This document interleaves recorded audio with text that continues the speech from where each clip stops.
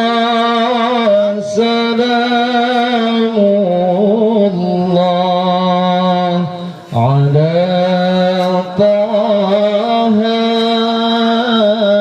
رسول الله صلاة الله سلام الله على ياسين حبيب الله صلاة الله سلام الله على طه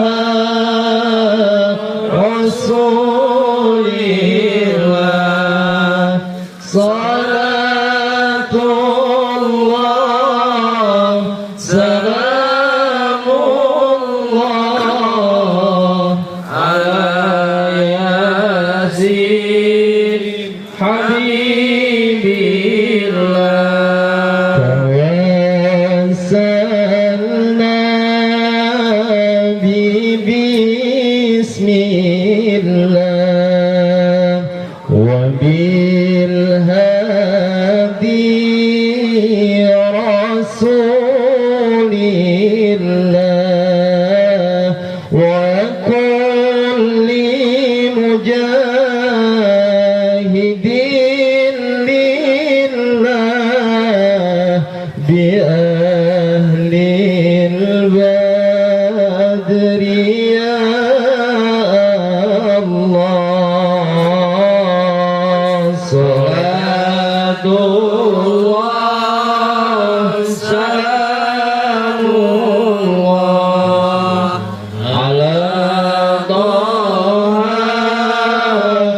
رسول الله صلاة الله سلام الله على ياسين حبيب الله إلهي سلم الأمة من الآفات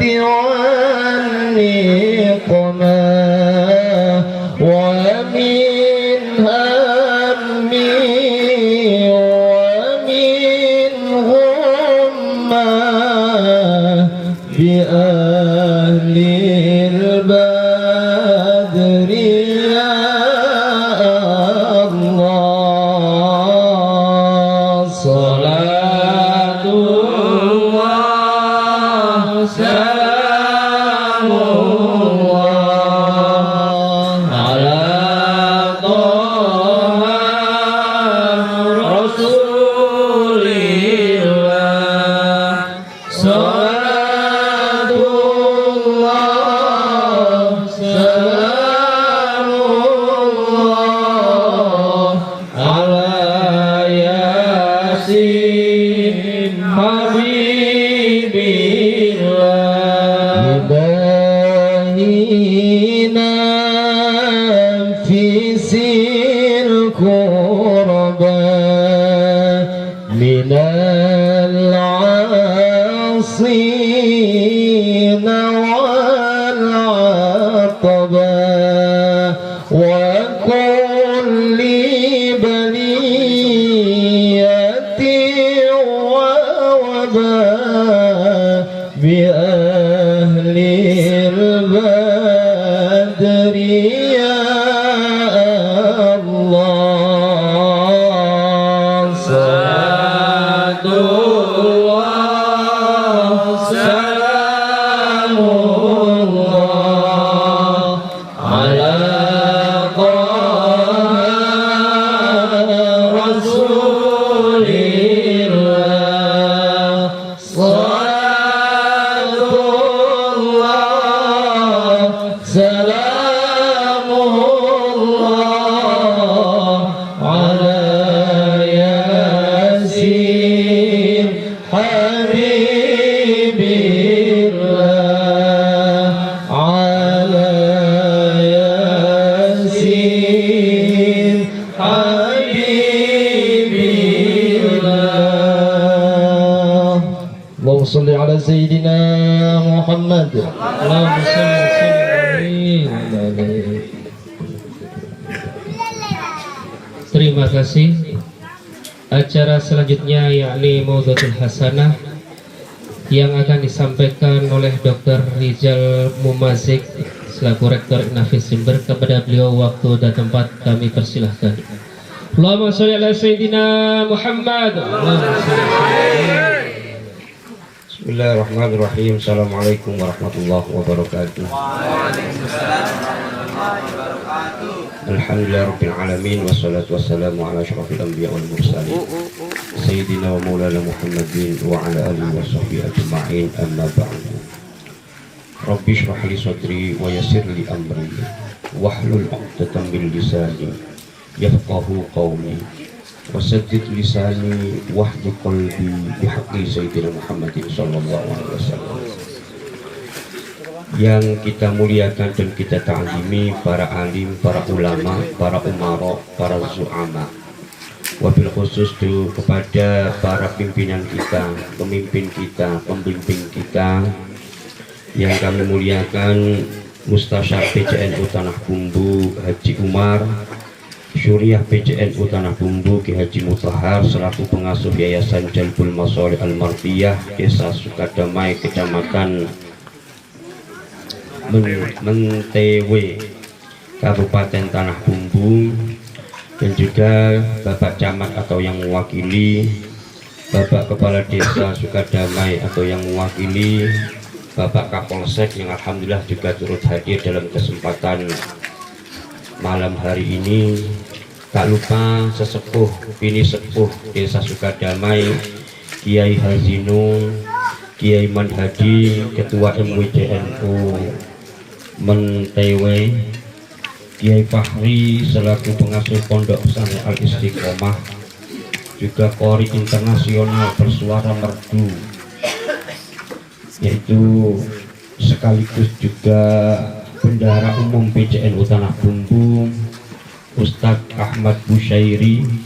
Tak lupa kepada Ustadz Zaki Yamani selaku Ketua Ladisnu PCNU Tanah Bumbu yang tadi sudah memberikan sambutan atas nama Ketua PCNU Tanah Bumbu.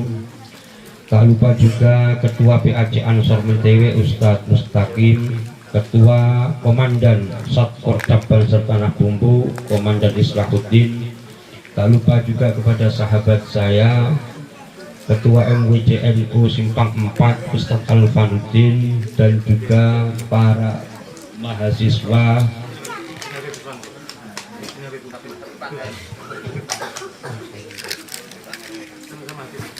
alhamdulillah. Tak lupa yang kita muliakan Habib Utsman Al-Aidrus dan juga Habib Anhar, dan juga mahasiswa Universitas Nahdlatul Ulama. Masya Allah, sehat Haji.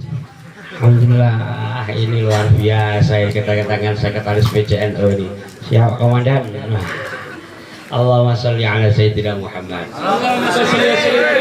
Dan tentu saja kepada warga masyarakat yang alhamdulillah walaupun menjelang malam jam 21:13 masih tetap duduk dengan tenang, duduk dengan santai, asyik untuk kemudian kita membahas beberapa permasalahan atau menawarkan beberapa solusi yang terkait soal keislaman, Ahlus Sunnah wal Jamaah maupun keindonesiaan.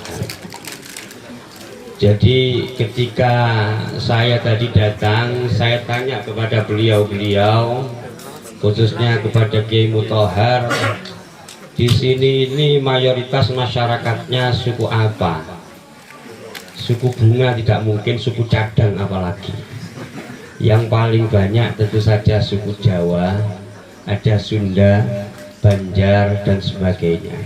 Dan alhamdulillah di sini mayoritas Islam, dan juga kita berharap diberkahi oleh Allah Subhanahu wa taala, karena di Kalimantan Selatan khususnya dan di bumi Indonesia pada umumnya, banyak sekali anak cucu Rasulullah yang tinggal di bumi Indonesia.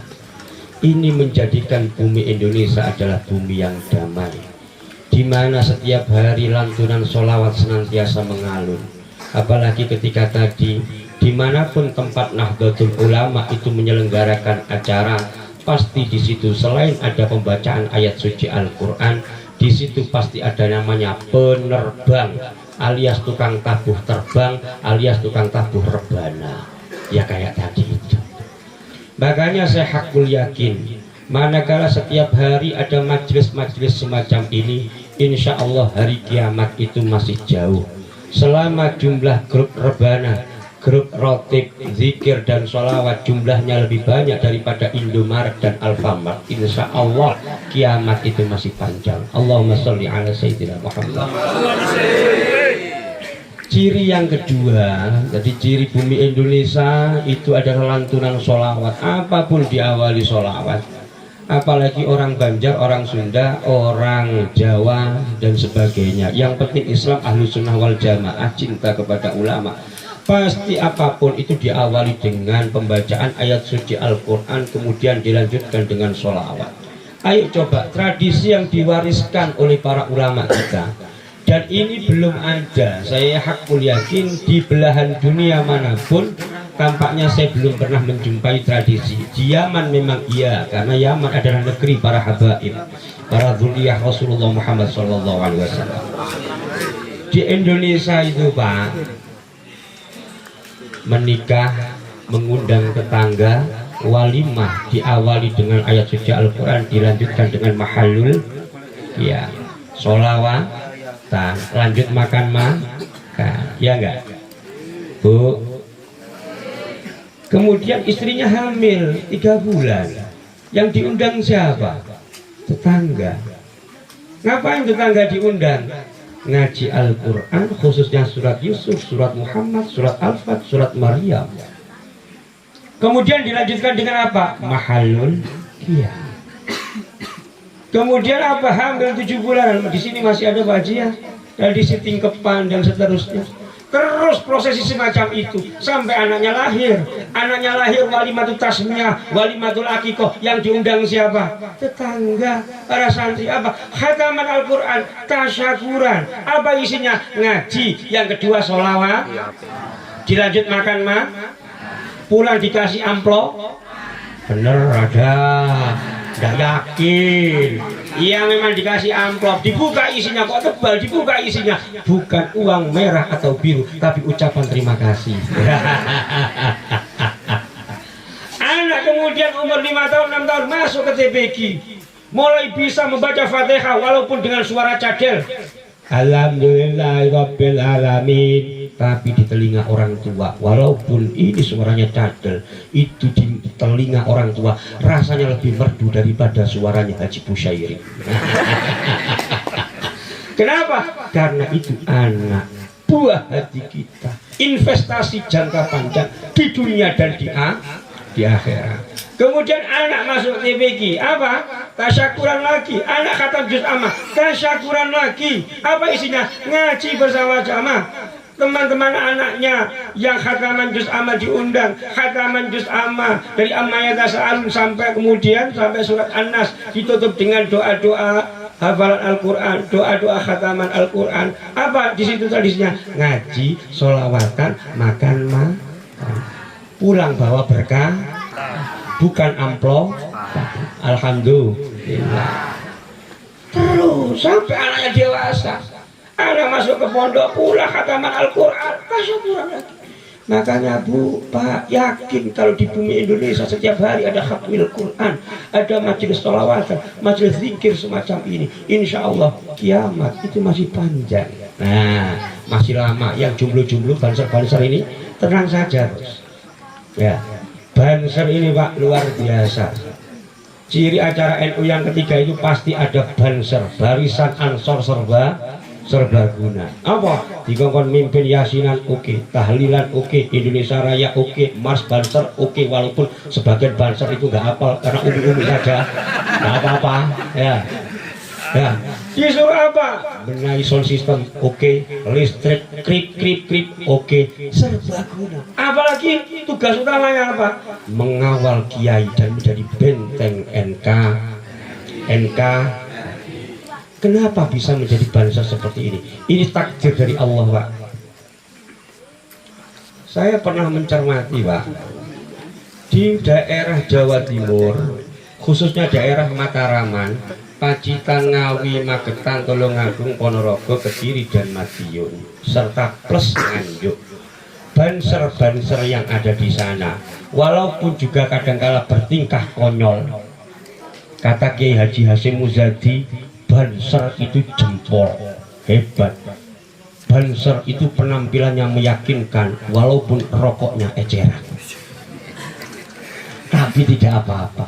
Banser itu senantiasa percaya diri, bahkan ketika mau melamar anak bapak. Dorengnya sama dengan TNI, coraknya berbeda, gayanya juga berbeda.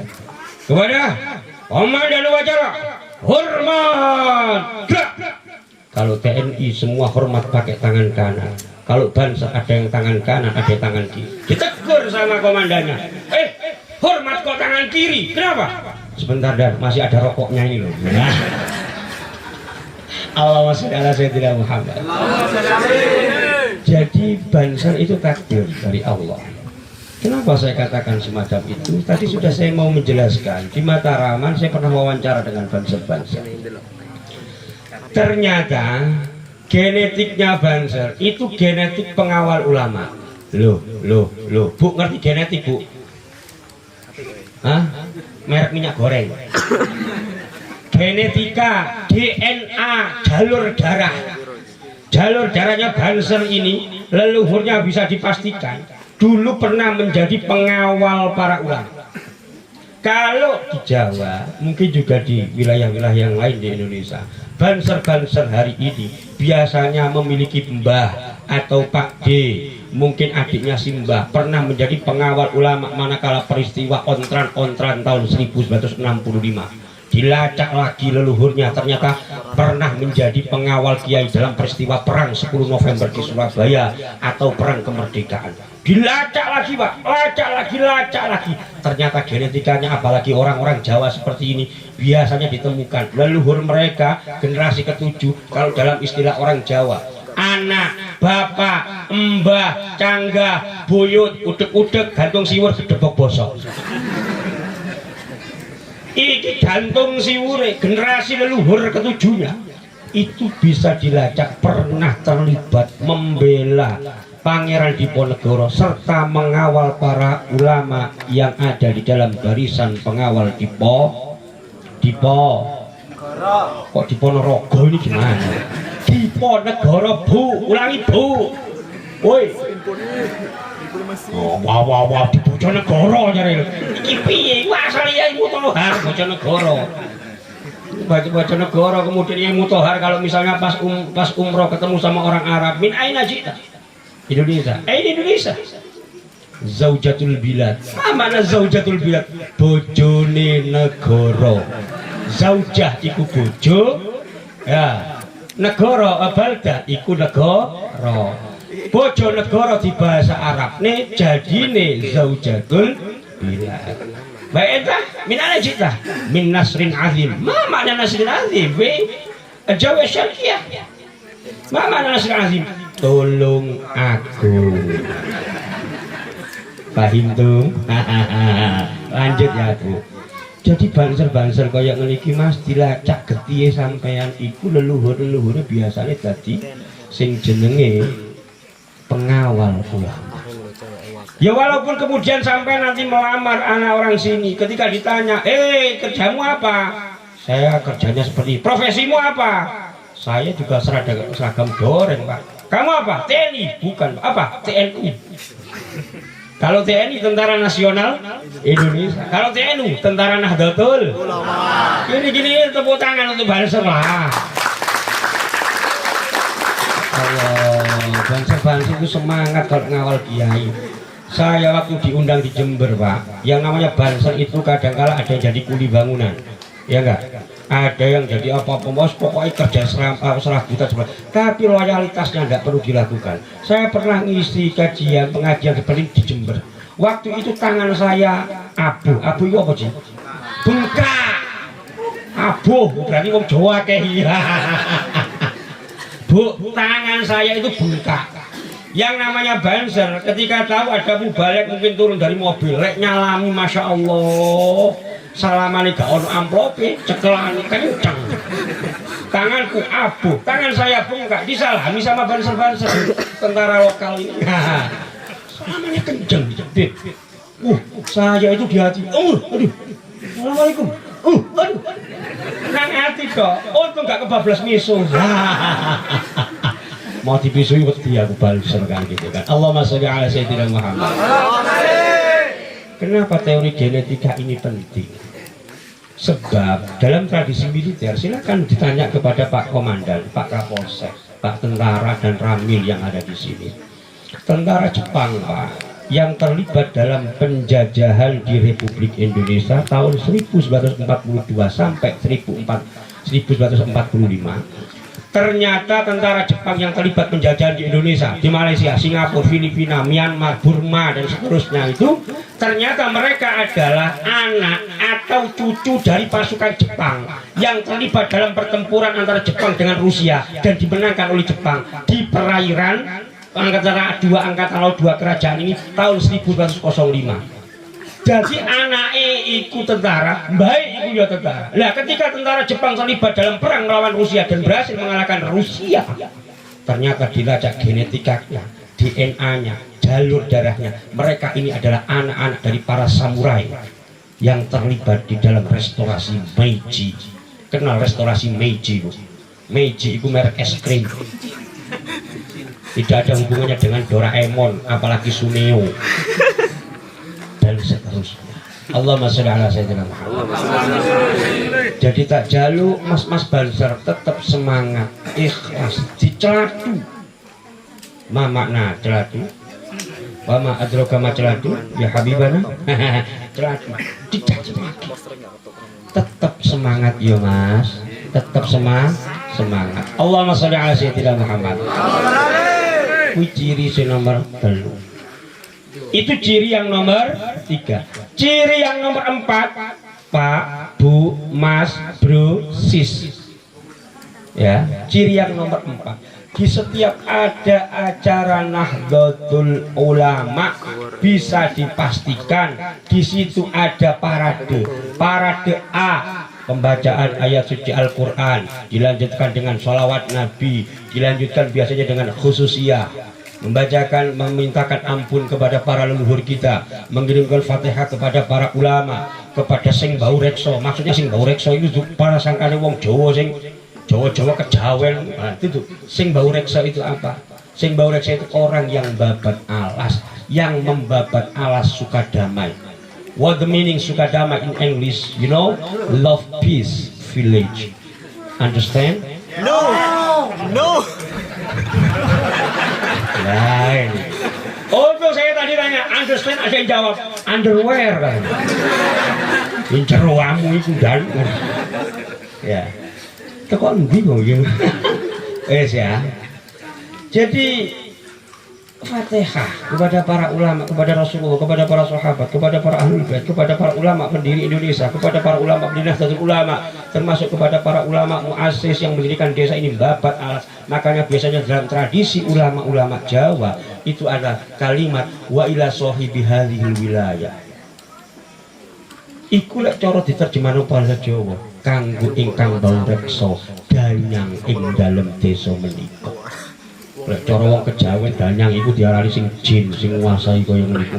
Aja nguyung ngadeg nang nisore wit gedang engko anu mabuh. Ya malah seneng wong pengen kuyung ngono kok lah. Ini yang ketawa orang Jawa berarti ini. Allahumma sholli ala sayyidina Muhammad.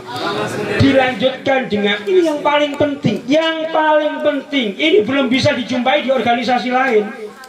Coba, itu tradisi pembacaan, ada Al-Quran, ada sholawat Nabi, menunjukkan kecintaan terhadap sabda dan firman Allah, menunjukkan kecintaan terhadap, yang kedua, terhadap hadis sabdanya Rasulullah, yang ketiga, menunjukkan kecintaan kita terhadap para leluhur kita, bahwa kita orang yang masih hidup, peduli dengan orang yang masih hidup. Buktinya apa? Setelah tahlilan usai, setelah rotipan usai, pasti dikasih berkat. Makanya orang NU itu nggak ada yang namanya orang NU Ahlus Sunnah wal Jamaah yang kurang gizi, nggak ada, Pak. Ibu lemu mesti lemu, pasti gemuk-gemuk kayak saya, kayak Mas Alfa ini. Kenapa? Setiap hari ada undangan, Pak. Kadang-kala ada orang mati, wah lumayan nih, nanti makan malam gratis nih. Coba, makanya orang NU, Pak, itu nggak ada yang kurang gizi buruk nggak ada. Karena kalau nggak ada selamatan, pasti ada tasyakuran. Kalau nggak ada dua-duanya ini, pasti ada kendurenan, peringatan orang meninggal, hol dan seterusnya. Oleh karena itu Bapak Ibu semuanya, karena orang NU bisa dijamin nggak ada yang kekurangan gizi, karena setiap malam itu makan-makan, tapi bisa dipastikan yang paling cepat kena diabetes itu orang NU. Ya, yang kena darah tinggi itu orang. Makanya Habib Usman sama Habib Anwar hati-hati, apalagi pada waktu bulan Maulid. Habib diundang sehari itu 5 kali bisa, mulut di sana, mulut di sini. Itu di rumah kaji siapa? Kaji Busyairi. Bib kepiting, kolesterol bos. Pindah lagi setelah itu habis masjid Maulid, pindah rumah Pak Haji. Habis ratiban, habis sholawatan, baca Maulid Simkudurar. Kisugi, mari Habib ini makan bersama. Kari kambing. Kolesterol tuh. Habis itu pindah lagi majelis Maulid lagi. Semalam 5 kali Habib Anwar. Hati-hati, Bib. Makanya yang pertama kali dimintai pertanggung jawab membunuh ulama, Nahdlatul Ulama itu ya orang NU. Coba bayangkan, saya di sini disuguhi ini, Pak. Ini kandungan diabetesnya berapa ini? Kemudian disuguhi kopi, pahit ini, nggak ngerti gula mahal ini. Apa lagi? Wah ini manis semua. Belum lagi nggak tahu nanti itu disuguhi apa lagi itu? Kambing, aduh, kolesterol. Wah, pulang dari Kalimantan saya cek up gula darah 400 nanti ini. Kalau saya meninggal akibat gula darah, yang pertama kali diminta pertanggungjawaban nanti di akhirat itu adalah Pak Kiai. Sama Mas Alfanuddin, karena sehari saya diminta ngisi 3 acara di Tanah Bumbu ini. Nanti saya minta pertanggungjawaban Mas Alfan, saya membunuh sampai saya membunuh sampai saya. Allahumma sholli ala sayyidina Muhammad. Yang paling penting ini, Pak, tradisi yang belum dijumpai di organisasi lain. Apa? Menyanyikan Indonesia Raya. Kalau di organisasi lain, di paham keislaman yang lain, menyanyikan lagu Indonesia Raya itu dianggap musyrik, Pak, syirik. Jadi kan dianggap musyrik. Kenapa? Itu adalah tidak ada dalam tradisi Islam, tidak diajarkan Rasulullah. Ya iyalah, Rasulullah hidup di Mekah 14 abad yang lalu. Nah ini yang hidup di sini itu kan kita orang Indonesia. Ya pasti Rasulullah tidak pernah menyanyikan Indonesia Raya, ya maklum saja. Apalagi Mas Rijalul Subhanallah, ya gak pernah. Tapi Pak, yakinlah, di antara sekian banyak organisasi Islam di Indonesia yang mengajarkan sikap wasatiyah, tawassut, tengah-tengah, itu adalah Nahdlatul Ulama. Apa? Seimbang, tawazun antara mencintai Islam sekaligus mencintai Indonesia. Paham? Hah? Ini pada mikir harga minyak goreng nih kayaknya nih. Wah, gak semangat, datang jauh-jauh dari Jember ini. Paham ya? Ya walaupun Bapak Ibu gak paham, yang penting paham lah, melegakan hati saya gitu loh. Capek saya datang dari Jember ini ya.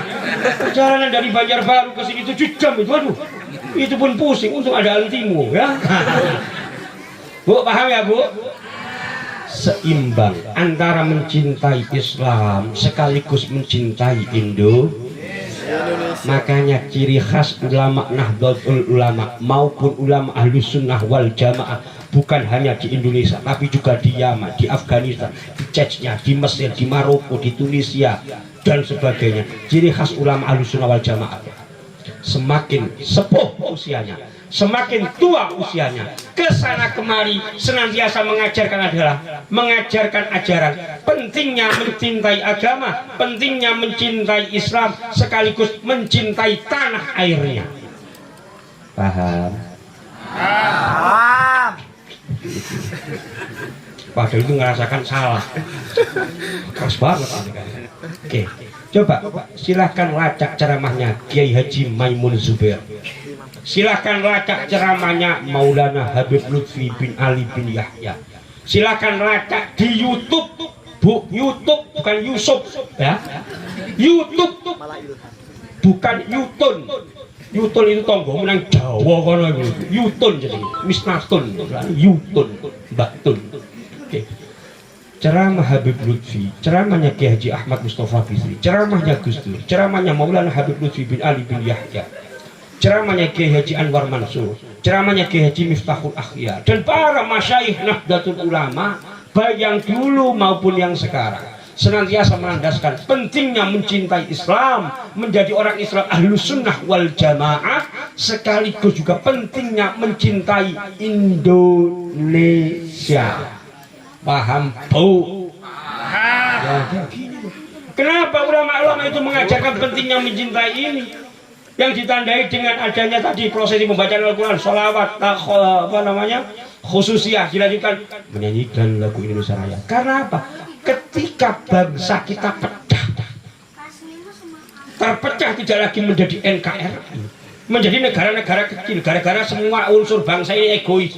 Oh, saya umat Islam, saya yang berjuang di sini, maka seharusnya hukum Islam diterapkan di Indonesia ini, undang-undang diganti undang-undang syariat Islam. Maka orang Kristen akan menjawab, ya kalau kamu seperti itu, maka kami yang ada di Manado akan mendirikan negara Sulawesi Utara. Oh, gak bisa, kami yang ada di Bali akan mendirikan negara Hindu di Bali.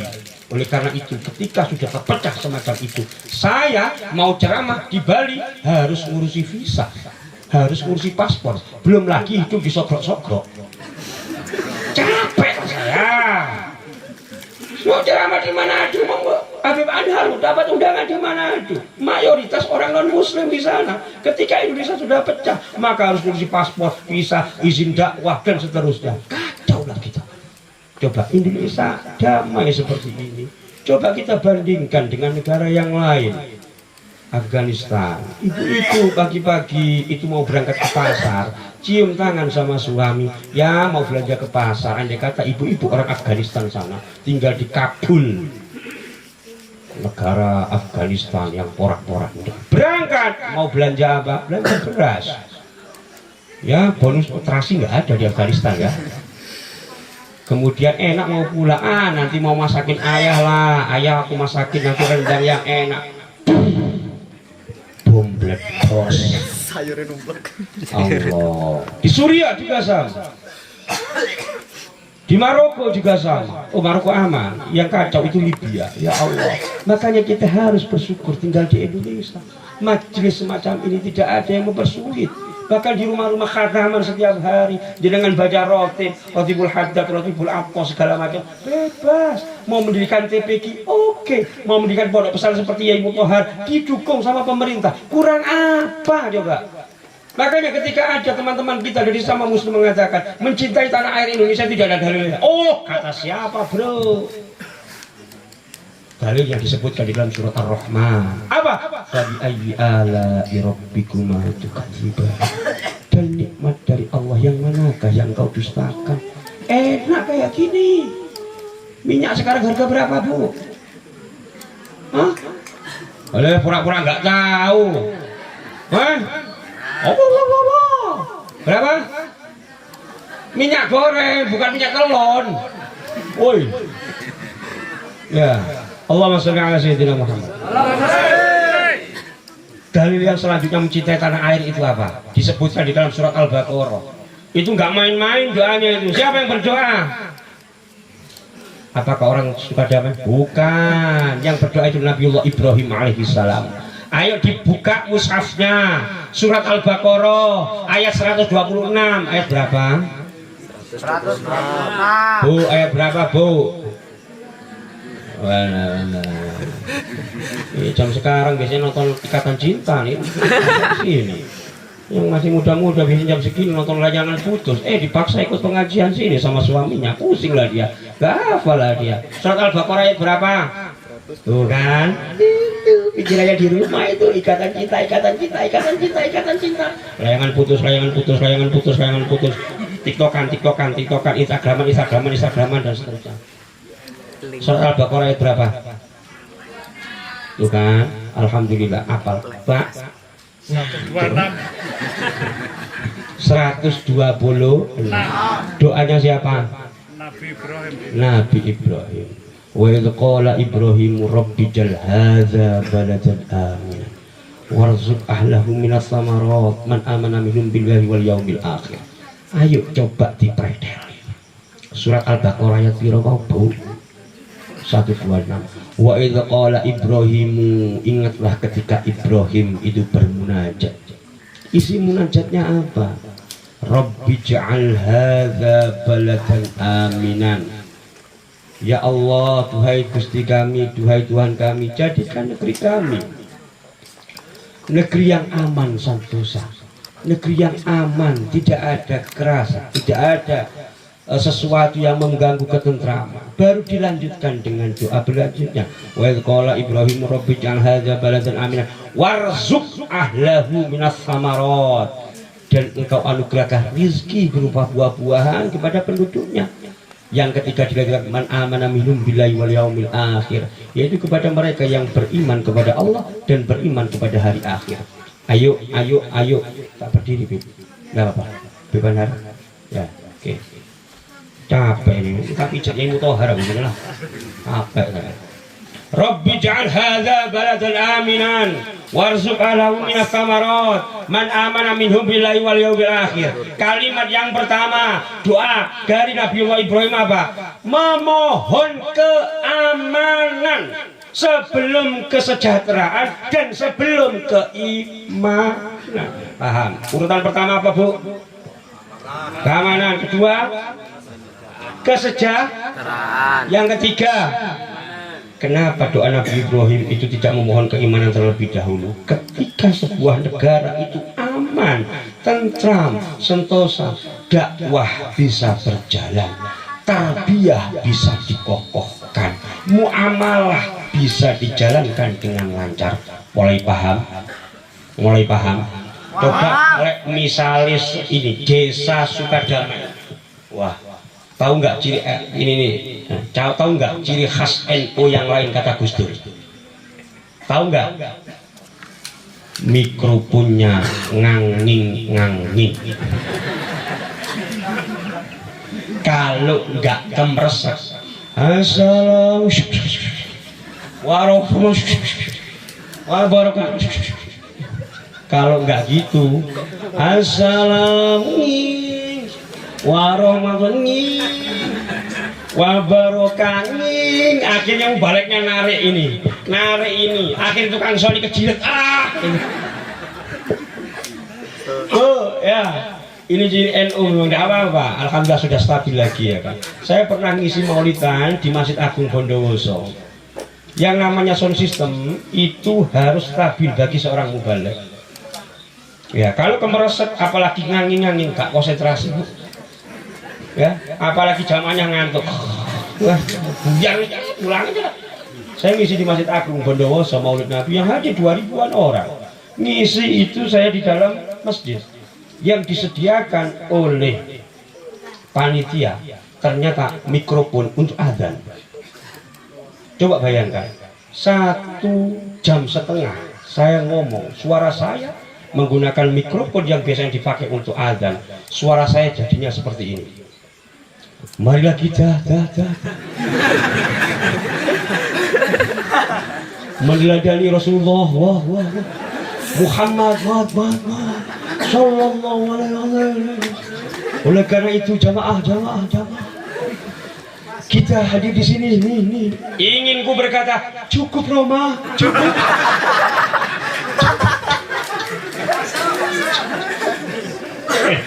Saya ngelerek, Bu. ke ketua panitia sekaligus ketua takmir sambil mengkode minta ganti mikrofon. Marilah kita. Apa jawab ketua panitia? Matilah saya. 1 jam suara saya persis sama MC Orkes Dangdut Koplo. Bersama-sama Palapa Sodik Monata enak. Tapi kalau buat ceramah ya ampun Bu, ngempes. 2 kali saya ngode. Yang pertama gini, yang kedua, marilah kita oleh karena itu tuh. Apa jawab teman saya? Tidak, saya 1 jam setengah itu suara saya persis MC Orkes Dangdut Koplo. Enak kalau bikin azan itu. Allahu Akbar. Marilah kita. Curang suara. Untungnya sound system itu enak. Ya. Jadi harus dibacakan Fatihah untuk tukang sound system.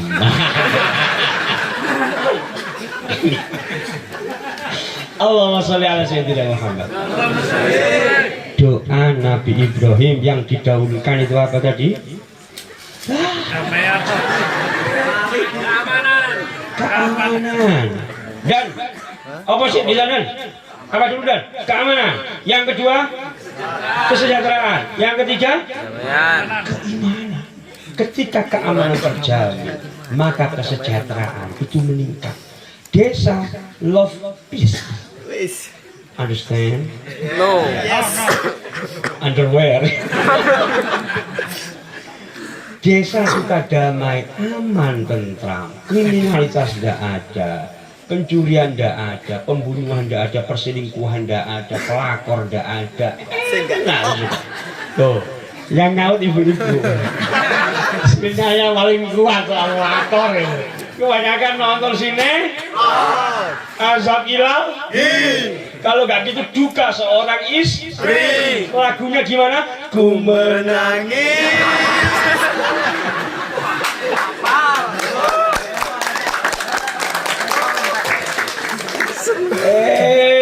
Sampai hafal. Ya, kalau desa suka damai itu tidak ada kriminalitas. Jenengan Pak, Bu, Pian mau meningkatkan kesejahteraan, enak. Transaksi tidak ada yang menipu. Kemudian apa, menanam sawit itu bisa panen, tidak ada yang mencuri, merampok dan seterusnya.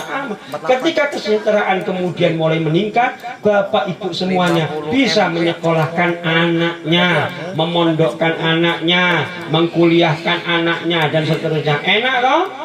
Yang HP dulu itu poli-poli, gara-gara keamanan terjamin, kesejahteraan meningkat. Yang dulu punya sekarang nah sekarang ini HP dulu apa Sony Ericsson, apalagi Nokia 332 ya. Ketika dipakai ngelempar anjing, itu anjingnya lari terkencing-kencing saking kuatnya HP ini. Wah kayak gitu kan. Sekarang HP-nya apa? Android semua. Itu kan terjamin. Ketika keamanan terjamin, kesejahteraan meningkat, unsur keimanan yazid wa yangkus, bisa naik bisa turun seperti hukum yoyo,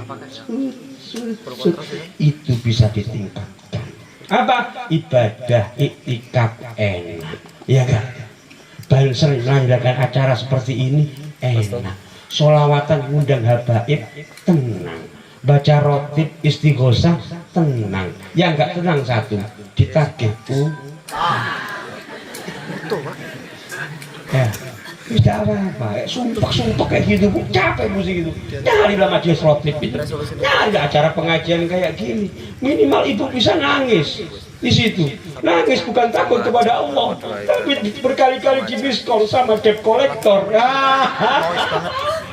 Ya Allah, duit Allah, uang ya Allah, nah gitu kan, sambil nangis. Habib Anwar bilang, Masya Allah, Bapak itu luar biasa, selalu menangis ketika hadir di majelis. Masya Allah, hebat pian Pak. Iya Beb, utangi saya lagi Beb. Habib Anwar lah yang kena. Kalau kayak gitu Habib Usman lah yang kena. Paling notok jedok yang kemudian diutangi siapa? Yai Mutahar. Allahumma sholli ala sayyidina Muhammad. Ini tujuan bernegara, keamanan, kesejahteraan, keimanan. Ada juga di dalam Al-Quran, maknanya luas. Surat Quraisy, satu-satunya suku yang diabadikan oleh Allah di dalam Al-Quran dan menjadi nama surat suku apa? Jawa, Sunda, Madura, Banjar, suku Quraisy. Li'ilafi Quraisy ilafihim rihlatash syita'i was-shayf falyabudu rabb hadzal bait alladzi at'amahum min ju'in wa amanahum min khauf. Itu tujuan negara. Itu li'ilafi Quraisy, karena kebiasaan orang Quraisy. Ilafihim rihlatash syita'i was-shayf, kebiasaannya bangsa Quraisy itu apa? Lalu bangsanya Kanjeng Nabi itu apa? Yaitu melakukan perjalanan. Ilafihim rihlatash syita'i was-shayf, ya kan, melakukan rihlah perjalanan fisyita pada musim dingin, was-shayf dan pada musim panas. Untuk apa? Berdagang. Falyabudu rabb hadzal bait, ini tujuan bernegara yang utama. Apa? Falyabudu rabb hadzal bait. Apa? Diminta oleh Allah untuk menyembah Allah dan tidak menyekutukannya. Alladzi at'amahum min ju'in wa amanahum min khauf, di mana Allah juga memberikan kesejahteraan mereka agar tidak pernah kelaparan dan juga memberikan keamanan, ya, dari rasa ketakutan, min khauf. Jadi tujuan bernegara yang kedua tadi diawali dari surat Al-Baqarah ayat berapa, Bu? Lewat 126. Pinter ya Allah. Masih jomblo, Bu, jadikan dia mantu, Bu. Bu, jadikan dia mantu. Panser, jadikan dia komandan dasar. Pikir Panser, jadikan dia komandan cerdas. Yang kedua tujuan bernegara itu apa tadi? Surat apa? Hei, Bu, surat apa, Bu? Bisa kita takoni, istrinya Atta Halilintar siapa namanya? Istrinya Vicky Prasetyo, Bu, siapa sekarang? Awal ya. Ya. Pada yang kedua surat Quraisy. Makanya para ulama dari organisasi Nahdlatul Ulama tidak ada kata-kata makar. Bapak Ibu semuanya, umat Islam telah terzalimi.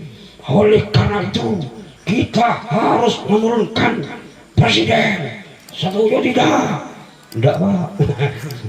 Setuju tidak? Kita turun, kita ganti ideologi dengan ideologi khilafah.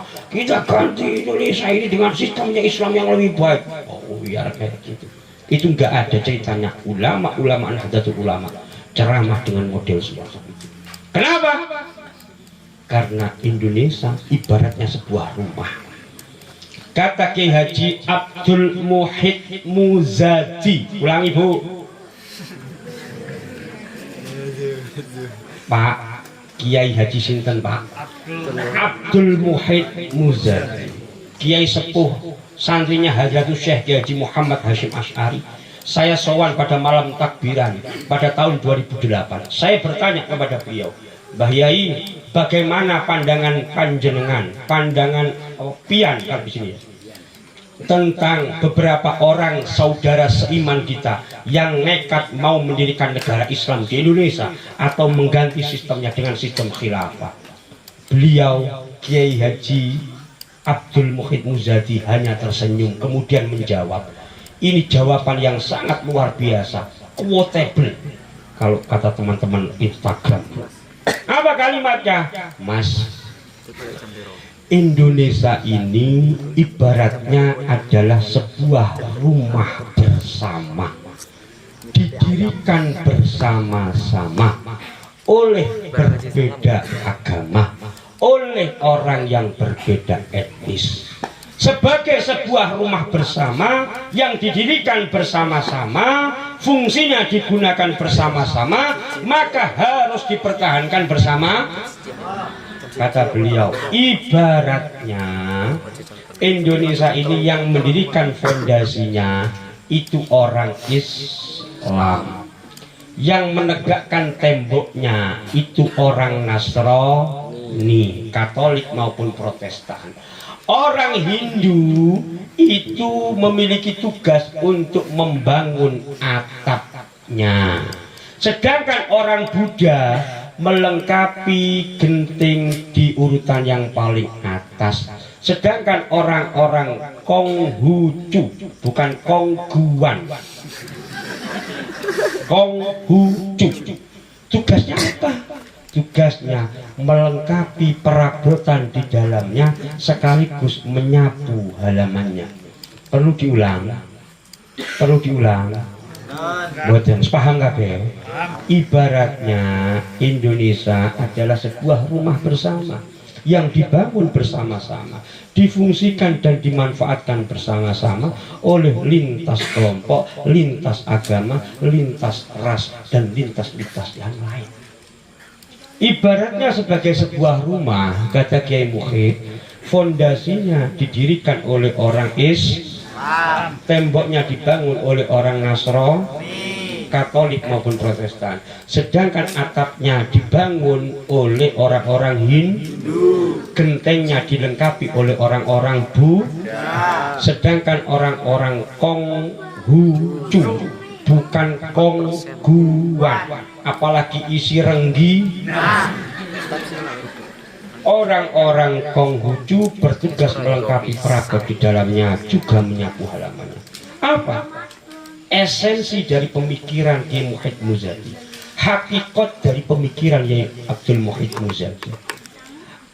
Esensinya, hakikatnya adalah mempertahankan Indonesia sebagai sebuah negara kesatuan yang dihuni oleh 750-an etnis, 1250-an orang berbeda bahasa, ada 7 agama dan seterusnya. Rukun tentrem Kertoraharjo walaupun Indonesia dengan penduduk 260 juta dipisahkan oleh lautan dan memiliki 1.500 pulau. Coba bayangkan, ini mukjizat, ini keajaiban. Di Eropa, Pak, Eropa itu rasnya, itu ya rasnya sama, orang bule bermata biru, berhidung mancung, orangnya tinggi. Tapi di Eropa, orang-orang ini terpecah kurang lebih 30 negara. Mereka mau membentuk kesatuan itu kebingungan. Inggris itu punya sentimen dengan Jerman, Jerman punya sentimen dengan Belanda, Belanda dengan Polandia, Norwegia satu dengan Swedia, dan seterusnya. Akhirnya apa? Mereka bersatu nggak bisa, mempertahankan identitas bangsanya. Akhirnya membentuk yang namanya Uni Eropa. Uni Eropa. Nah di Indonesia coba, padahal sama sebuah kesatuan. Di Arab juga sama, Pak. Arab itu tanahnya satu, bangsanya satu, tapi terpecah-pecah kurang lebih 20 negara. Loh, kita di sebaliknya, Pak. Ini bukan negara daratan, ini negara maritim. Penduduknya berapa? Jumlah apa? Agamanya ada 7. Kemudian apa? Bangsanya, etnisnya ada apa? 750-an. Bahasa daerahnya ada sekitar 1.200. Tapi biiznillah, dengan barokah doa para ulama, kita bisa dipersatukan seperti itu. Dalilnya mana? Kalau Anda ditanya sama teman sekantor Anda yang setiap hari nonton ceramah-ceramah melalui konten YouTube ngajak membuarkan Indonesia, jawaban dalil untuk mencintai Indonesia diulang berapa kali oleh Allah. Dalilnya ada di dalam surat Ar-Rahman, fabi ayyi ala'i rabbikuma tukadziban. Dan nikmat dari Allah yang manakah yang kamu dustakan?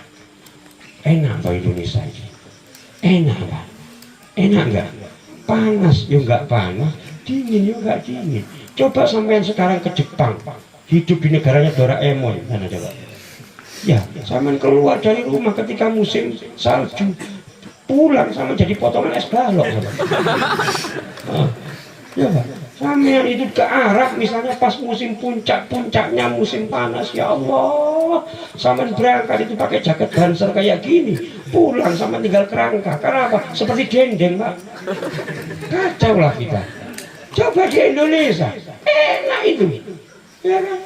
Ibu-ibu coba, mbak-mbak, dia menjadi penghafal Al-Quran, menjadi ulama perempuan. Makanya saya pernah dikasih tahu teman saya, kuliah di Australia, perempuan dia. Orang Indonesia kuliah di Australia di PCI NO Australia dan New Zealand. Jadi NO organisasi yang sering diejek desa itu punya pengurus cabang istimewa di kurang lebih 25 negara. Siapa yang di sana? Orang Indonesia yang bekerja maupun Indonesia yang kuliah. Aktivitasnya apa? Kumpul-kumpul, tasyakuran, selamatan, kendurenan, istiqosahan, makan-makan tanpa amplop. Kumpul di sana. Itu bila ketika ada semacam undangan Maulid Nabi, orang-orang Muslim, imigran dari Pakistan, dari Saudi, dari Dubai, dan dari negara Arab maupun negara Afrika yang Muslim itu diundang. Yang baca qiraah itu perempuan, suaranya enak, alumni pondok pesantren, hafal Quran, cantik kok. Cantik kok. Ayo. Orang itu melongo. Yang melongo bukan orang-orang Indonesia, cek ayu nih wong iki. Tapi juga orang-orang dari negara. Kaget mereka. Loh, ini perempuan kok baca Al-Quran di hadapan publik? Haram kan di negara saya. Orang Afghanistan bilang seperti itu. Orang Pakistan kaget kalau dia tinggi besar ini. Ini kok bisa perempuan kok baca Al-Quran, nggak pakai cadar, suaranya merdu. Ini haram ini. Dijelaskan sama orang-orang NU, putranya Kiai di sana. Oh, hukumnya seperti ini. Kaget mereka tuh. Andai kata sampai hidup di Pakistan, di Afghanistan, ya Allah, sampai notot jedok kuliah, enggak kuliah, nototnya apa? Iqra 1, 2, 3, 4, 5, 6. Kutubus Sittah. Ya. Coba di Indonesia, ini ada yang S3, ada yang profesor, perempuan banyak. Dari profesor sampai penjaga kompresor wedok.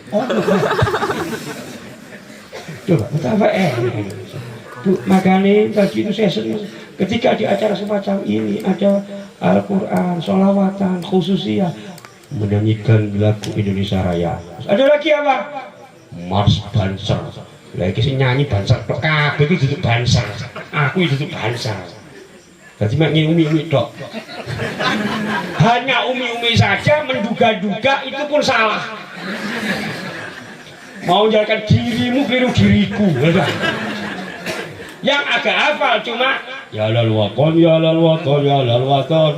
Itu hafal semua insya Allah. Tapi yang kedua yang nggak hafal itu apa? Selain Mars Banser, apa tadi? Izinkan ayah, izinkan ibu. Ya. Izinkan kami pergi berjuang. Terus bawa bendera. Nggak hafal kan? Nggak hafal ya? Dibawa bendera NU. Terus majulah yuk maju serba serbu, tidak kembali pulang sebelum kita yang menang. Yang belakang umi.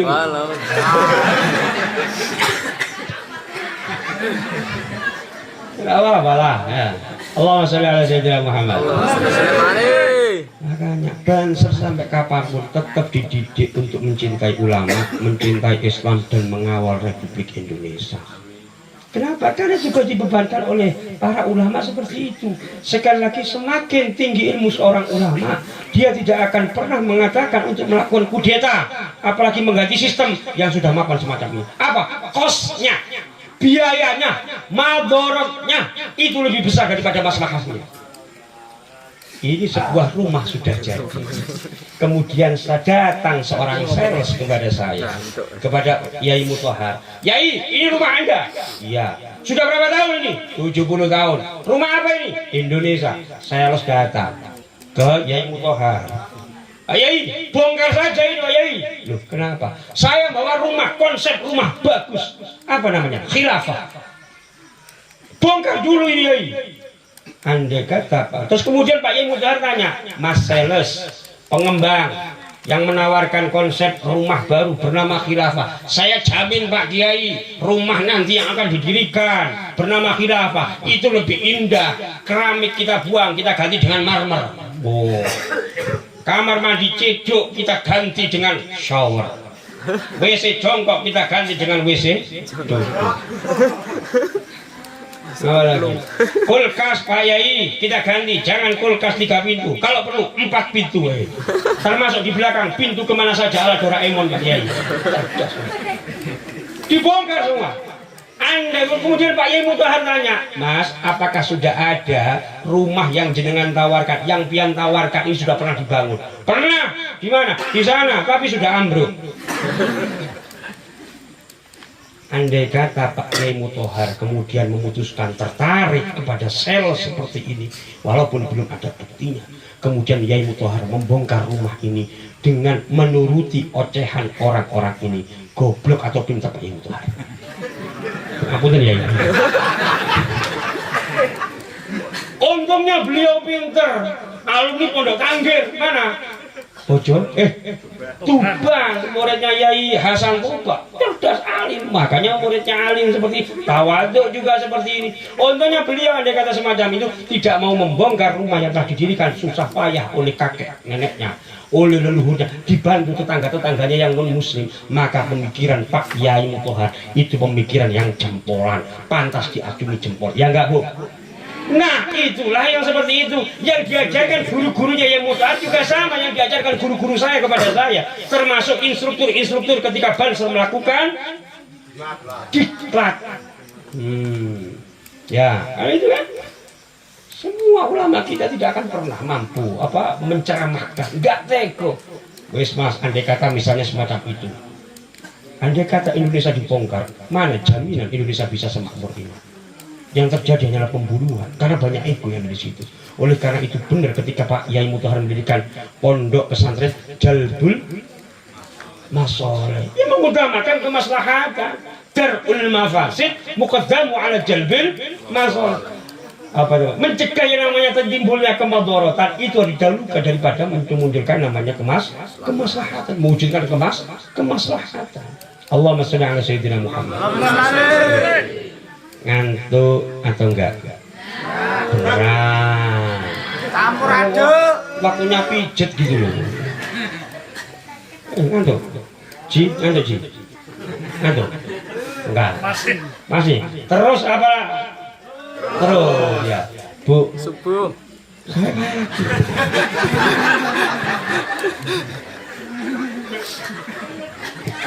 Iya, sampai pagi Pak Ustadz. Saya jawab, ajur.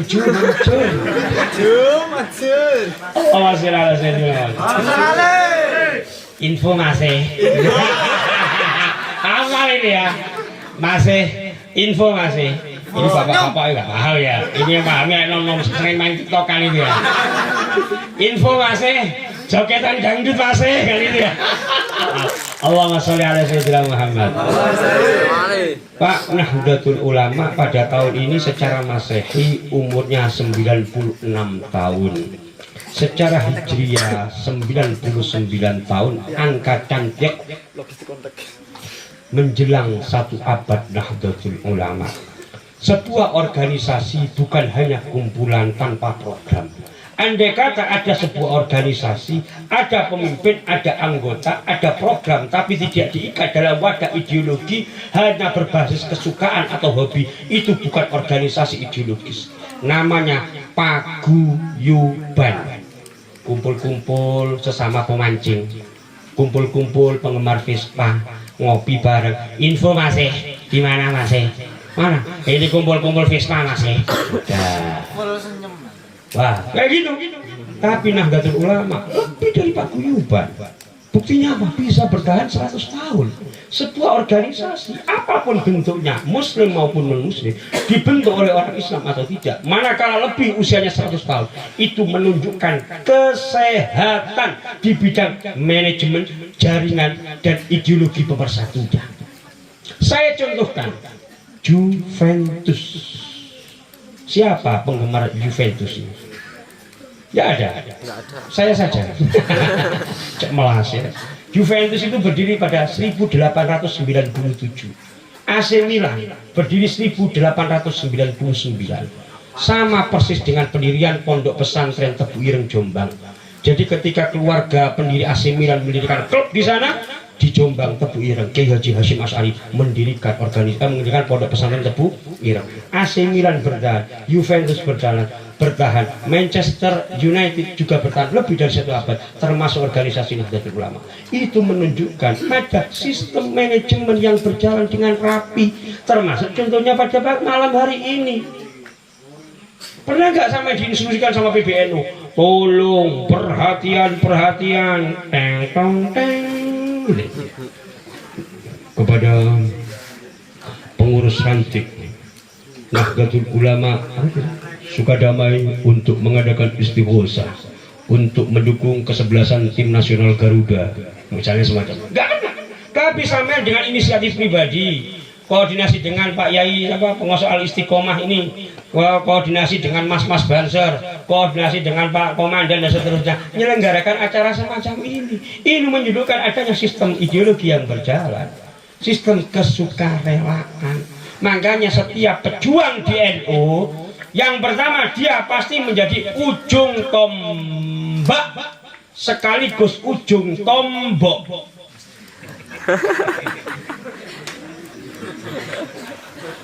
Nah, ngurusi NU nih Bu, Pak, itu kalau jadi ujung tombak, ayo monggo ibu-ibu sekarang fatayatan muslimatan istighosah ya, besok Jurima sekaligus arisan. Iya, udah. Akhirnya apa? Menyediakan yang namanya arisan, sekali datang aja 10.000, tapi untuk konsumsi habis 2,5 juta. Ya, tekor enggak? Tekor, tapi apa ada kebahagiaan? Banyak sahabat, banyak teman, diikat dalam ikatan yang harmonis, saling mendoakan dan saling menguatkan, menjadi ujung tombak sekaligus ujung tombak. Oleh karena itu yang terakhir ini yang paling penting, ketika kita berkhidmah di organisasi Nahdlatul Ulama maka harus ingat 3 hal. Yang pertama harokah, yang kedua tarbiyah, yang ketiga uswah. Ulangi Mas ulangi Mas. Bingung Mas. Harokah, tarbiyah, uswah. Ulangi Mas. Harokah, tarbiyah, harokah, kemudian tarbiyah, yang ketiga uswah. Harokah itu apa? Gerakan, dinamis. Wong NU gak ono sing pasif. Isu kerja, mari maghrib iktikaf, tengah-tengah iktikaf kebelet istinja. Ya, engko mari ngono mangan-mangan istighosahan mulai. Ya wis kaya ngene iku, donga bengi tangis. Terus muter seperti itu, kesuk kerja. Engko ana komandan ditelepon komandan Banser, karo komandan Alfanudin misalnya. Ayo kesuk ngepam nanti, kene-kene budal. Mari kerja apa? Ada yang namanya dinamisasi dalam kehidupan. Gak ono ceritane wong NU iku sedina sewengi kemudian ngucut remi karo main judi, gak ono. Kowe nek kawin loro. Ya, kudu dijak balik menenang ideologi Nahdlatul Ulama. Mergo lek ngene iku kadangkala orang-orang seperti itu senengane, Mas. Apalagi di lokalisasi Mas. Lek ngakuni wong NU Mas, iku kudu dijak aktif nang tahlilan. Mereka itu jangan dicelatu tapi diajak. Kenapa? Mereka itu begitu sapaan, apalagi dari mas-mas Banten, dari mas-mas Ansor. Lah sing wedok-wedok, yang cewek-cewek harus digerakkan oleh organisasi Fatayat Nahdlatul maupun Muslimat Nahdlatul. Apa bedanya Fatayat dengan Muslimat? Perbedaan pertama dari sisi umur. Fatayat itu rata-rata kalau IPPNU aromanya parfum. Kalau Fatayat parfum sama minyak telon. Karena rata-rata punya bayi, anaknya masih balita. Kalau Muslimat ini ibu-ibu warganya Nahdlatul Ulama, aromanya bukan parfum, bukan minyak telon, tapi alhamdulillah. Ya, balsam Bu. Tapi ya Allah, keikhlasan orang-orang muslimat, ibu-ibu luar biasa. Kalau mas-mas, bapak-bapak mau menyelenggarakan acara semacam ini, minta dana ke ibu-ibu muslimat, itu yang dikeluarkan itu dompet kecil, kusam, ada tulisannya toko emas. Pas. Yang dikeluarkan itu 2.000, Pangeran Antasari, Sultan Mahmud Badarudin. Dek, ini ya dek cukup tambahi lagi lah bu. Ya, pasti murah yang keluar. Ada 5. Nah, bu yang merah ndak ada. Ndak ada. Tapi itu kan dompetnya toko emas. Iya dompetnya saja, emasnya sudah saya jual juga. Tapi bu, ini masya Allah, ini mlebu surga dhisik. Tapi yang paling pertama masuk surga itu Banser. Kenapa? Banser masuk surga pertama kali. Karena tugasnya Banser adalah cek lokasi. Sebelum kiai-kiai masuk, Banser cek lokasi. Ibu-ibu masuk surga, cek lokasi dulu. Aman dah ini? Halo kontak. Aman bos, surganya bos. Wah. Ini mana nih komandan siapa ini namanya? Selamat. Komandan Selamat ini mana? Halo komandan Selamat, kontak. Loh, kenapa kamu begini? Mari ngeloni bidadari. Masuk tamano. Masuk ya kan. Allah ibu-ibu muslimah tetap ikhlas berjuang. Kalau mas-mas Banser mau ngadakan acara, Ansor ngadakan acara, biasanya butuh dana. Kalau yang dikeluarkan ibu-ibu muslimat sambil aroma balsam tadi itu paling duit maksimal 20.000, 1.000 notok jedok. Sambil dok sungguh-sungguh. Ya Allah, besok mau belum panen. Tapi kalau jenengan minta kepada ibu-ibu, bu, saya datang ke sini pertama silaturahim. Yang kedua, saya tidak melamar anak ibu karena anak ibu sudah menikah. Ngapain saya kawan? Yang ketiga, bu, saya datang ke sini untuk mendoakan ibu-ibu muslimah semuanya untuk senantiasa sehat walafiat segala macam. Atur semua. Yang keempat, bu, ini tujuan utama. Besok ada istighosah. Tempun di mana? Di pondoknya Yai Mutohar. Kami minta keikhlasan ibu. Kami sebentar lagi bu tidak minta uang. Ya mas, saya paham. Mas lihat wajah saya sudah kelihatan. Nggak tega pastikan kalau minta uang. Iya bu. Terus apa mas? Saya hanya minta ibu-ibu ini panjenengan satu keluarga muslimat menyediakan 10 porsi berkat. Tekor lah, udah setelah tekor nih. Kalau ngasih ibu-ibu muslimat itu ngasih noto jedek gambar 5 apa namanya Gusti Ngurah Rai warna biru. Kalau Soekarno Hatta 100 di biasanya berat, tapi orang NU kecenderungannya ketika diminta sumbangan itu berat. Tapi orang NU ketika diminta iuran dalam bentuk benda nyah pak. Iki trike yai, trike jenengan iki yai. Jenengan ngumpulna ibu-ibu bu, monggo iuran. Alah paling mau ibu kota beredar itu loh. Pati Murah, Antasari, Imam Bonjol, Idam Khalid, terus apa? Sultan Mahmud Badarudin, ya kan? Udah, kadang-kadang. Tapi coba Pak Mutohar, Bapak Ibu besok monggo ini kami mau mengadakan pembangunan masjid. Pak Mutohar jangan bilang kami butuh dana. Enggak. Tapi Pak Mutohar, maka kami persilahkan Bapak Ibu semuanya untuk turut serta membangun. Saya tidak minta uang. Kira-kira Pak Haji Alfanuddin siap semen berapa puluh sak? Ini kami butuh pasir. Kira-kira Bapak sanggup berapa sak? Iku langsung. Paling jalur duit 200.000 tok, 500.000. Paling notor 1 juta. Tapi orang NU itu secara psikologis semacam itu. Lihat dijalur duit rada apa. Tapi dikon urunan bondo, diminta urunan semen, pasir, walali wasobi ajmain. Semangat. Bapak sanggup berapa? Oh saya yang gaji tukang saya saja. Bapak gimana kira-kira ingin bangun apa? Saya mengeluarkan tenaga Banser ini sajalah. Saya gilir Banser untuk tiap hari nguli di sini. Oh sih, ibu gimana? Saya nggak bisa Pak Yai. Nggak bisa saya itu nggak punya uang sambil batuk-batuk.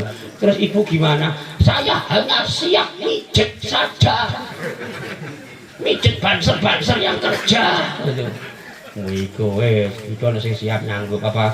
Makanya kata Syekh Nawawi Al-Bandani, ketika di dalam melakukan kebaikan, ketika kita nabung untuk investasi akhirat, manakala kita tidak punya yang namanya harta, maka setidaknya kita nyumbang tenaga. Kalau nggak punya harta plus tenaga, maka kita nyumbang pikiran, usul. Nah, ya. Jadi yang pertama apa? Ketika kita nggak mampu nyumbang harta, maka nyumbang tenaga. Kalau nggak nyumbang tenaga, nyumbang pikiran, usul ini seperti ini dan sebagainya. Ini sudah berapa ini? Pas 1 jam lebih 8 menit. Ya, sudah cukup. Lanjut atau bagaimana? Lanjut apa miceting gimana? Subuh. Ya, harokah tadi itu gerak dinamis. Yang kedua, karena harokah, kenapa? Harokah itu melahirkan barokah. Bu, apa makna barokah? Ada yang tahu makna barokah? Kenapa ada bakso barokah? Toko semen barokah. Ada yang kemudian jualan emas, toko emas barokah. Semua barokah. Sampai penjual cilok, pentol barokah. Terusnya. Kenapa dinamakan barokah? Barokah itu ziyadatul khair, tambahnya kebaikan. Singkat cerita seperti ini Bu, sebelum saya tutup dengan yang namanya tarbiyah dan namanya uswah. Barokah itu bertambahnya kebaikan. Mungkin kita sekarang tidak memiliki harta, tapi kita memiliki kesehatan, itu barokah. Kita umurnya mungkin tidak panjang, tapi ibadah kita tekun, itu barokah. Pendapatan kita sebagai petani tidak banyak, tapi kita mampu menyekolahkan anak kita, memondokkan anak kita, hingga mampu menguliahkan anak kita. Itu harta yang barokah. Enak kan? Harta sedikit atau banyak, tapi bermanfaat untuk kebaikan keluarga kita maupun anak cucu kita. Ya enggak? Ya enggak? Tambahnya kebaikan. Ada banyak, ada sahabat Nabi namanya sahabat Mus'ab bin Umair radhiyallahu anhu. Ini seorang sahabat min as-sabiqunal awwalin. Sahabat yang pertama kali masuk Islam. Orang kaya, tapi ketika beliau wafat, karena diusir oleh keluarganya, beliau itu menjadi guru TPQ pertama. Kenapa saya sebut guru TPQ pertama? Karena beliau yang pertama kali diutus oleh Rasulullah untuk berdakwah, mendakwahkan Al-Quran, mengajarkan Al-Quran di kota Yathrib atau di kota Madinah. Sahabat ini orang kaya, tapi usianya wafat dalam usia yang masih muda. Ketika wafat orang kaya ini, yang diusir dari keluarganya gara-gara masuk Islam, itu kain kafannya tidak cukup untuk menutupi wajah hingga kaki. Beberapa orang sahabat, termasuk sahabat kaya namanya Abdurrahman bin Auf, ketika mau memakamkan Mus'ab bin Umair itu nangis. Kenapa kok nangis? Karena saat itu, ya Mus'ab, engkau ini orang kaya di Mekah, engkau rela meninggalkan jejak kebangsawananmu, gelarmu sebagai bangsawan, hartamu lantaran engkau beriman kepada Allah dan kepada Rasulullah. Dan engkau saat ini Mus'ab, yang dulu orang kaya, saat ini ketika engkau wafat, justru kain kafanmu tidak cukup. Ketika aku tarik kain kafanmu ke atas untuk menutupi wajahmu, maka kakimu kelihatan. Ketika aku tarik kain kafanmu ke bawah untuk menutupi kakimu, maka wajahmu yang kelihatan. Ya Mus'ab. Mus'ab itu umurnya masih muda, kemudian wafat, tapi jejak berislamannya luar biasa. Usianya masih muda. Siapa lagi? Sahabat Mu'adz bin Jabal. Mu'adz bin Jabal itu wafat terkena wabah taun, usianya 33 tahun, masih muda, tapi beliau barokah hidupnya dikenang sampai sekarang. Di riwayat tarikh, di riwayat sirah nabawiyah, pasti ada namanya sahabat Mus'ab bin Umair, ada namanya sahabat Mu'adz bin Jabal. Wis lek bingung memahami barokah itu koyoknya ini Bu. Ini cerita yang disampaikan oleh Habib Umar bin Hafid. Siapa Bu? Habib Umar bin Pak, siapa Pak? Habib Umar bin Hafid. Untuk menjelaskan makna barokah itu seperti ini.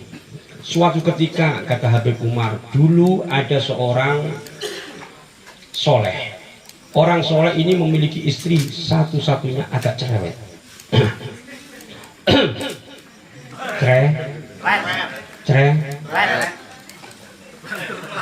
Ojo banter-banter bojone ono lho Dan.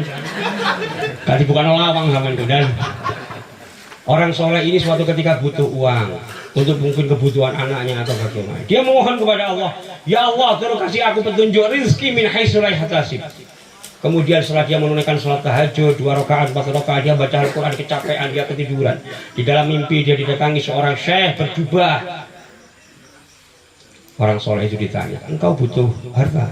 Ya syekh, maukah engkau aku tunjukkan lokasi sebuah harta yang besok bisa engkau ambil untuk kebutuhan ekonomimu? Mau syekh? Lokasinya di mana? Misalnya di belakang rumahnya Pak Yai Mutahar. Baik, besok saya ambil petunjuknya itu. Berapa jumlahnya? 1000 dinar. Dinar itu mata uang emas. Masya Allah, banyak sekali uang itu. Teman saya itu di dalam mimpi itu. Besok saya ambil. Ya silakan. Ada di belakang rumah Yai Mutahar, ada di bawah pohon kelapa. Baik. Tapi gini saya tanya, uangnya berapa tadi? 1000 dinar. Ada barokah nggak dalam uang itu? Nggak ada. Ya sudah, kata orang soleh tadi. Kalau engkau menjawab, kalau 1000 dinar tidak ada barokah, maka besok aku tidak akan mengambilnya. Kenapa? Karena tidak ada barokah di dalamnya. Baik, ya sudah, itu urusanmu. Keesokan lagi malam hari dia sholat hajat, membaca Al-Quran, kecapekan, ketiduran lagi, mimpi lagi. Siapa yang datang dalam mimpi? Syekh yang sebelumnya mendatangi dia dalam mimpi dia sehari semalam sebelumnya. Apa yang dikatakan oleh Syekh? Mas, sampean butuh uang. Ya. Maukah engkau tunjukkan sebuah lokasi uang di mana besok engkau bisa mempergunakannya untuk kebutuhan ekonomimu? Sebentar, lokasinya di mana? Di sebelah pojok masjid yang mau dibangun. Oh, jumlahnya berapa sih? 500 dinar. Baik. Tapi saya tanya sih, di dalam 500 dinar itu ada barokahnya nggak? Nggak ada. Ya sudah, kalau nggak ada saya nggak mau. 500 dinar loh, ya nggak mau karena nggak ada barokahnya. Sudah. Besokan harinya dia cerita sama istrinya. Semalam aku mimpi gini. Mas, ambilan mas, itu untuk kita.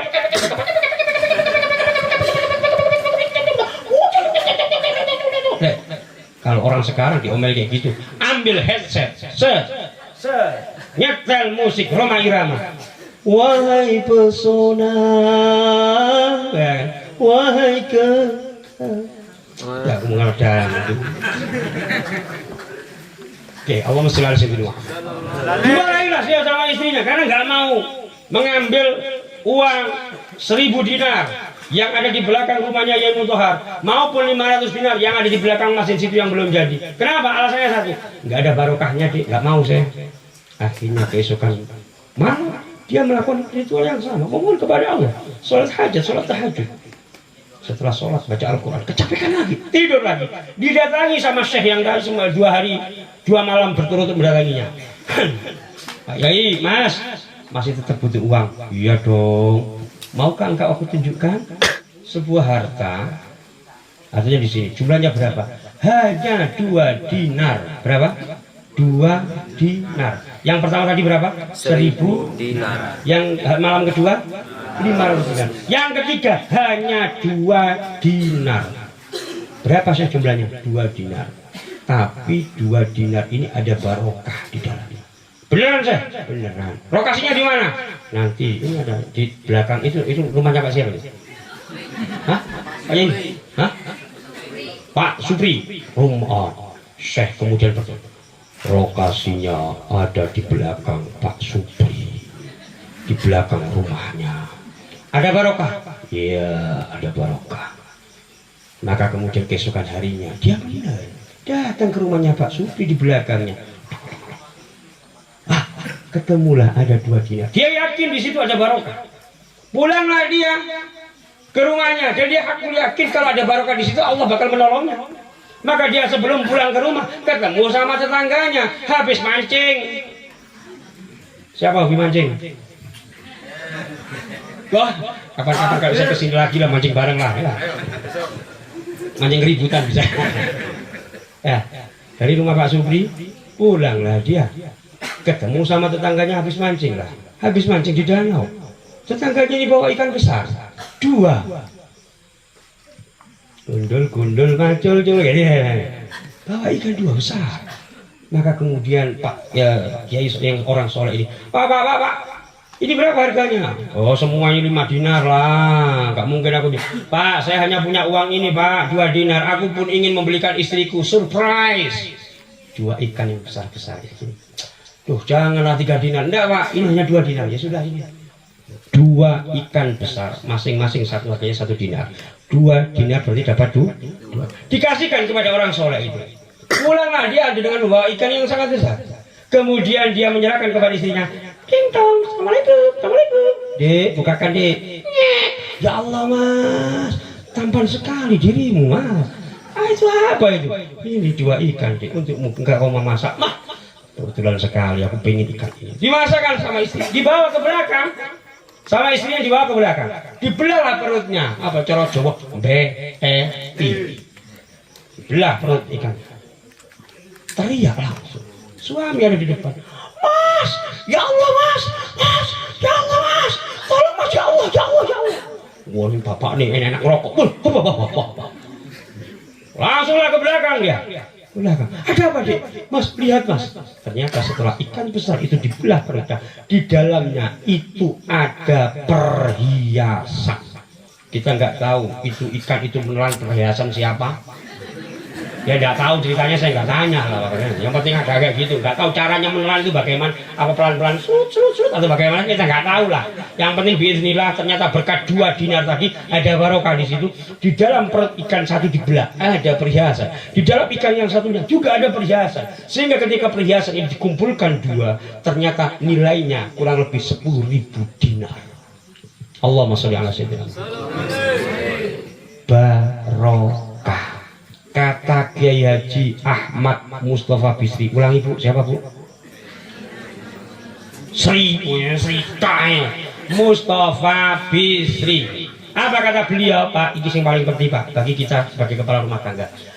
Jangan mencari banyak, tapi carilah barokah. Ulangi semuanya, kompak. Jangan mencari banyak, tapi carilah barokah. Sing paling penting kaya ngono. Panen akeh tapi ora barokah. Yo entek. Mari panen, Masya Allah panen lali zakat. Gak nguwahi tanggane, gak nguwahi Pak Yai Mutohar. Jaluk semen Pak Yai Mutohar iki. Panen sawit, 100 juta. Wah, zakat lupa, sedekah nggak disapa, anak yatim dilupakan. Pulang kemudian tabrakan. Nggak pakai BPJS, tekor lah berapa? Panen 100 juta, pengobatan 150, tekor lah. Ya, habis panen segala macam, jual segala macam. Pulang kena stroke. Aduh, capek. Ya, maka sekali lagi carilah barokah. Jangan mencari carilah barokah. Bapak-bapak, ibu-ibu yang saya muliakan, aspek yang pertama tadi ketika khidmah di NU, yang pertama adalah yang kedua tarbiyah, yang ketiga tadi sudah saya jelaskan. Yang paling terakhir itu adalah bagaimana harokah melahirkan barokah. Sudah paham makna barokah tadi? Sudah paham contohnya barokah tadi? Oke. Lanjut yang kedua atau enggak? Sudah ya? Sudah cukup ya? Untuk penjelasan tentang tarbiyah dan tentang uswah kita tunda agar saya diundang lagi kapan-kapan ke sini. Allahumma sholli ala sayyidina Muhammad. Lanjut dah ini. Beneran saya yang capek ini, tidak disediakan namanya wedan jahe, NU orang banser-banser, lupa pada yang namanya wedan jahe, dan kursi, hanya disodori aqua, sama apa ini? Larutan penyegar cap kaki kambing, capek lah saya di sini. Ya, Allahumma sholli ala sayyidina Muhammad. Guys, sudah cukup untuk 2 poin, kita tunda kapan-kapan. Setelah perang antara Rusia dengan Ukraina usai. Allahumma sholli ala sayyidina Muhammad. Bu, ayo kita sama-sama berdoa, tolong diamini, semoga corona hilang dari Indonesia. Amin. Corona dan anak cucunya dari Delta, Omikron, Politron, Dakron hilang dari Indonesia. Amin. Dan semoga keluarga kita dijadikan keluarga yang sakinah, mawaddah, warahmah, dijauhkan dari pelakor bernama Markona. Amin. Semoga kita semua hartanya melimpah ruah, penuh barokah. Kita diizinkan oleh Allah ziarah ke Makkah dan Madinah. Serta anak cucu kita dijadikan sebagai orang-orang yang soleh dan solih. Yang paling penting, kita kelak diwafatkan oleh Allah dalam kondisi husnul. Cukup sekian Bapak Ibu mitra olahraga FCTI yang saya hormati, dan juga masih cekak masih, siap masih, siap ya. Aku kesel masih, saya capek masih. Terima kasih masih ini, kasih info masih, kapan-kapan masih. Kalau ada pemancingan masih, saya datang ke sini masih. Dan terima kasih Bapak Ibu semuanya, khususnya kepada Kiai Mutohar, para habaib, para alim ulama. Terima kasih atas kehadiran panjenengan, khususnya kepada para muharrik Nahdlatul Ulama. Satu hal yang harus diyakini oleh para penggerak Nahdlatul Ulama, bahwa berkhidmah di organisasi Nahdlatul Ulama siap menjadi ujung tombak dan ujung tombak. Kok lemas deh? ujung tombak dan ujung yakinlah bahwa ketika kita khidmah di organisasi Nahdlatul Ulama, barokahnya bukan hanya dialami keluarga kita, tapi juga anak cucu kita. Paham? Paham? Paham? Terima kasih. Wallahul muwaffiq ila aqwamit thoriq. Wassalamualaikum warahmatullahi wabarakatuh.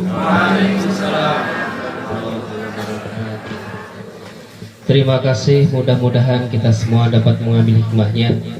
Acara selanjutnya yakni pembacaan doa yang ulun mintakan kepada beliau Al-Habib Usman Al-Idrus. Kepada beliau waktu dan tempat kami persilahkan.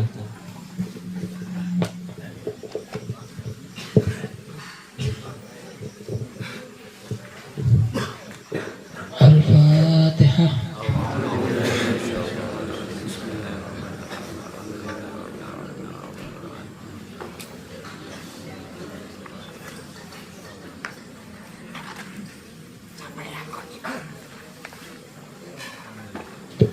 Rabbil alamin, wassalatu wassalamu ala ashrafil anbiya wal mursalin sayyidina nabiyina Muhammadin wa ala alihi washabihi ajma'in.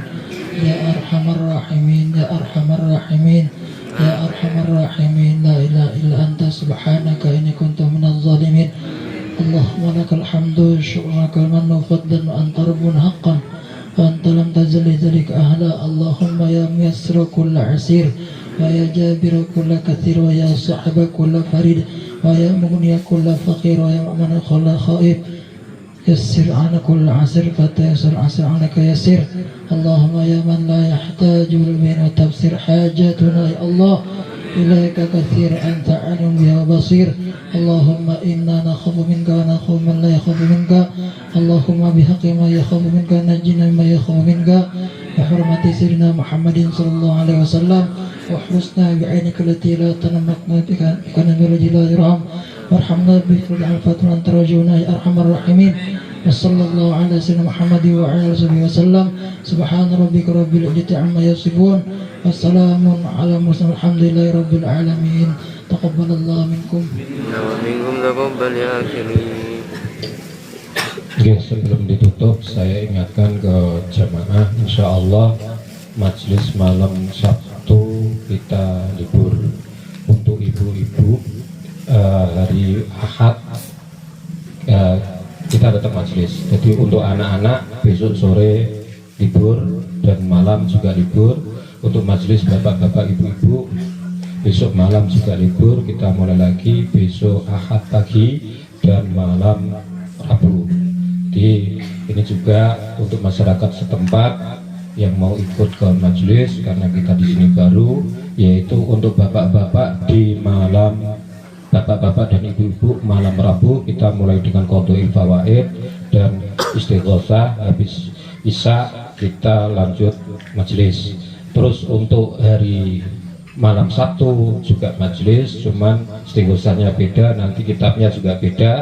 Di hari Ahad pagi itu khusus ibu-ibu, kitabnya juga beda-beda, jadi nanti istighosahnya juga beda-beda yang kita lakukan malam Rabu sama malam Ahad dan Ahad pagi. Untuk anak-anak besok sore dan malam libur dulu, kita istirahat karena habis kecapean di malam ini. Dan untuk selanjutnya kami mohon doa dari doa restu daripada masyarakat sini, bimbing kami kalau toh ada kekurangan dan apapun itu yang kami yang menurut Bayan itu kurang baik, tolong kami diingatkan. Nggak usah sampai ngomong di belakang, nanti nambah dosa sampean. Itu mungkin tambahan dari kami. Terima kasih.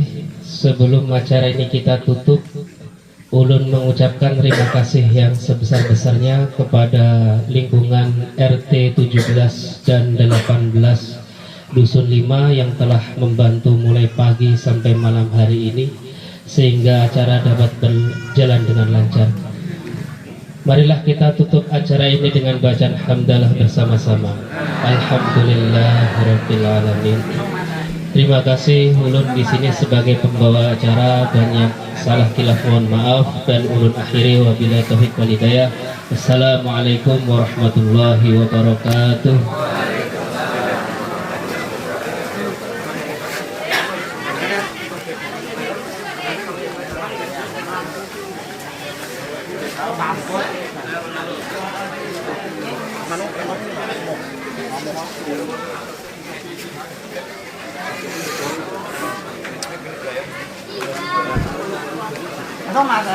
Dirokok tuh.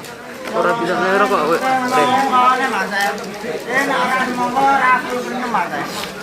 Ya Allah, ternyata mek nengar.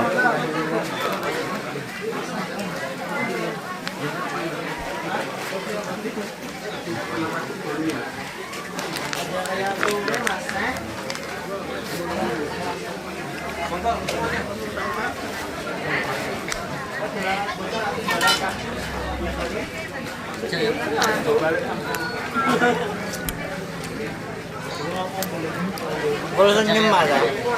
Ini wes kadung semangka full senyum mas ya.